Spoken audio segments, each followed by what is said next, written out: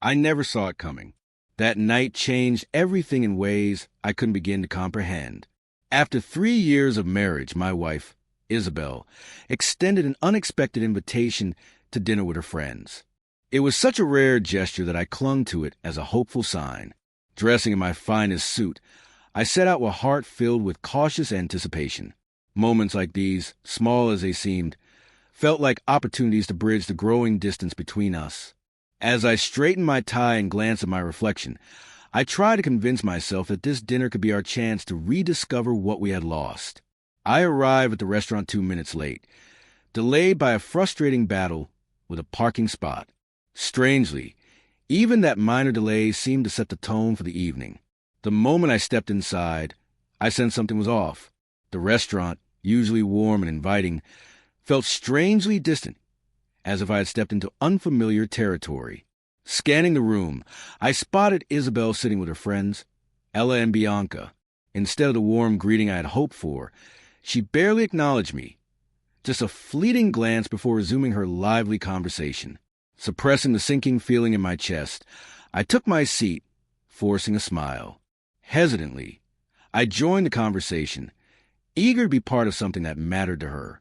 But every time I spoke, she cut me off with an unmistakable tone of contempt. I remember the exact moment I complimented her outfit, a simple, sincere remark meant to show appreciation.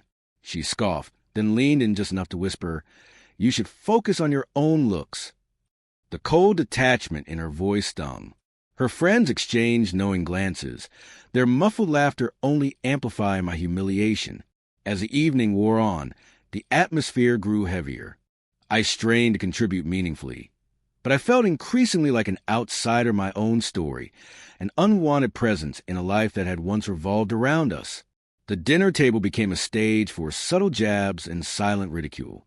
Every attempt I made to engage was met with disinterest, as if I had become an outdated relic of a past she had already moved beyond. The woman I had once cherished barely acknowledged me, and with every dismissive glance, another piece of our history crumbled. Then came the final blow. As the waiter set the bill down on the table, a strange sense of inevitability washed over me. Isabel slid the check toward me without hesitation. Her lips curled into a sneer as she uttered the words that would forever alter my world. "You know what? I don't think this is working.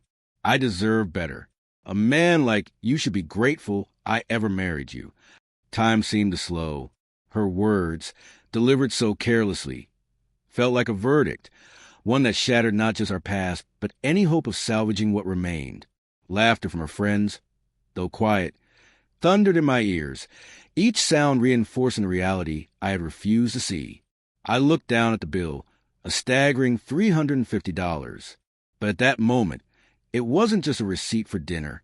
It was the price of my broken dignity, the cost of believing in something that had ceased to exist long before that night. In the silence that followed, an eerie calm settled over me. I replayed every moment, every touch, every whispered promise from years past, now feeling like nothing more than a collection of false memories. This wasn't just a meal. It was the unraveling of everything I had held on to, a public display of indifference that left me exposed, vulnerable. Every second felt endless, a slow descent into the realization that what we once had was gone. And as I sat there, surrounded by the ruins of our past, I saw the painful truth. To her, this was over. Our years together were nothing more than fading echoes, destined to disappear. Yet, even in the depths of my despair, a strange clarity emerged. That night's painful ending wasn't just a loss. It was also the start of something new.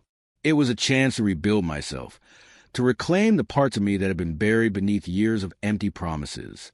I stepped out of the restaurant with a heavy heart, the crisp night air biting against my skin, a stark contrast to the warmth of the table we once shared.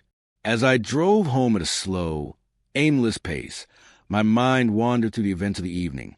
Each painful memory felt like a stepping stone toward an uncertain future, one that, despite its ambiguity, held the promise of rediscovery. In the solitude of that long drive, every red light and every quiet stretch of road became a moment of reflection. I realized that the disaster at dinner wasn't just an ending. It was a painful yet necessary beginning. When I arrived home, I paid the bill without hesitation, letting the gloomy sky mirror the sorrow inside me. I sank onto my worn-out couch, pouring myself a drink, my hands trembling as I tried to make sense of everything. The echoes of that humiliating evening played on a loop in my head. The sneers, the condescending glances, the icy words that cut deeper than any blade. I sat there, trying to reconcile the woman I once knew with the cruelty she had so easily displayed in public. Then my phone began vibrating incessantly. My call log revealed 13 missed calls from unfamiliar numbers. When I finally picked up, I was met with the unsteady voice of Isabel's mother, her tone laced with confusion and distress. Soon after, messages poured in from her sister and even her best friend, Bianca. But Isabel wasn't the one reaching out. Her family was scrambling for answers, trying to piece together the truth of what had transpired. With each call, a growing sense of unease settled over me. The story I had lived through, the cold dismissal, the cruel laughter, suddenly felt like just the surface of something far more twisted. Seeking clarity, I did something I never thought I would. I checked her social media, not out of spite, but out of a desperate need for proof. And there it was, as if mocking me, a fresh selfie from the restaurant, paired with the caption, "Starting fresh, new beginnings, a restart." The irony was suffocating. The woman who had once vowed to love me now celebrated the end of our marriage like it was some grand rebirth. As I stared at the screen, the weight of everything settled over me. This wasn't just about one night. It wasn't about one cruel statement or one public humiliation. The lies had been woven long before that dinner. Isabel had always been a master of deception, but I had never expected her mask to slip so brazenly. Suddenly, past conversations replayed in my mind, small inconsistencies in her words, dismissive remarks I had brushed off as bad moods. Each forgotten moment now resurfaced with painful clarity, revealing a pattern of manipulation that had been building for years. Determined to uncover full truth, I reached out to Leo, a co-worker who had once hinted at knowing the real Isabel. His voice was uneasy when he finally spoke. "Man, I don't know if I should be telling you this, but Isabel's been saying some pretty wild things about you at work. You might want to look into it." At first, I dismissed it as office gossip, but the way he hesitated, the careful way he chose his words, told me there was more to the story. And as I dug deeper, the picture grew darker. Isabel hadn't just been moving on. She had been rewriting history.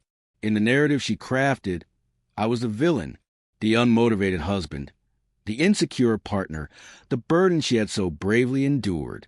She had spent years slowly erasing me from the lives of the people who once believed in our love, ensuring that when she left, I would stand alone. The realization was a bitter pill to swallow, but strangely, it was also liberating. For so long, I had blamed myself, wondering what I had done wrong, what I could have done differently. But now I saw the truth. Others had seen the cracks long before I had. And for the first time, I understood I wasn't alone in this. Fueled by a newfound determination, I knew I had to fight back, not for revenge, but for the truth. I started documenting every moment, every conversation that hinted at the reality beneath her carefully constructed lies. The road ahead would be treacherous, but as I glanced at the unanswered messages and calls on my phone, I made myself a promise. I wouldn't let her deception define me. This was just the beginning of my journey toward reclaiming my life, no matter how steep the path ahead. And when the moment finally came, the moment she realized I wasn't going to play the role she had assigned me, I saw it. The color drained from her face as my quiet but firm statement shattered the illusion she had so carefully built. It was as if a key had turned in a long-forgotten lock, and for the first time, she saw what she had never anticipated. The story she had so meticulously crafted was about to come undone. I could almost hear the whispers of disbelief from her family, those who had unknowingly played their roles in the elaborate facade. Every concerned glance, every hesitant question from those around us only magnified the tension in the room. The truth, long buried beneath layers of illusion, was finally clawing its way to the surface. I led her away from the prying eyes of her family, but I knew the damage had already been done. The stage had been set, and my quiet revelation had begun to unravel everything. As we sat down, I took a deep breath, steadying myself for what was to come. This wasn't just about setting the record straight. It was about breaking free from the story she had forced me into for far too long. And I was ready.